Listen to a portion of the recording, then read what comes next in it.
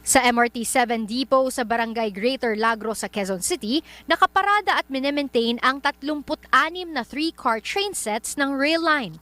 Ito mismo yung isa sa mga tren na patatakbuhin sa linya ng MRT-7. Kung mapapansin ninyo, mas maluwag siya kumpara sa mga ginagamit na bagon ngayon sa MRT-3 at LRT-1. At dahil mas malaki nga yung kapasidad nito, inaasahan makakapagserbisyo ng 600,000 na pasahero kada araw ang MRT-7 sa unang taon ng operasyon nito. At kalaunan, inaasahang aabot ito ng 850,000 na pasahero kada araw.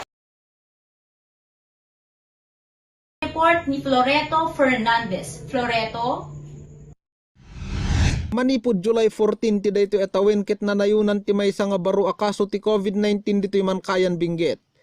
Tinasao nga ili ket naaddaanen ti 10 ken 4 nga aktibo akaso. Gapot ti pasaray aso magmamano ken awan ti mainaynayon nga agpus positibo ket agnaynay alo epidemic risk level ti kasasaad ti mankayan may panggap ti sakit a COVID-19 tataabulan iti Hulyo.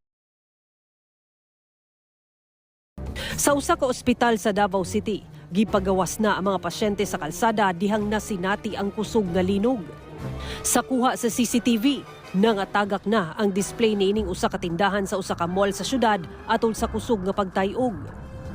Nanggawasab ang ubang mga pasahero sa Davao International Airport atol sa linog, samtang ang uban nagtago sa ilawom sa lamesa.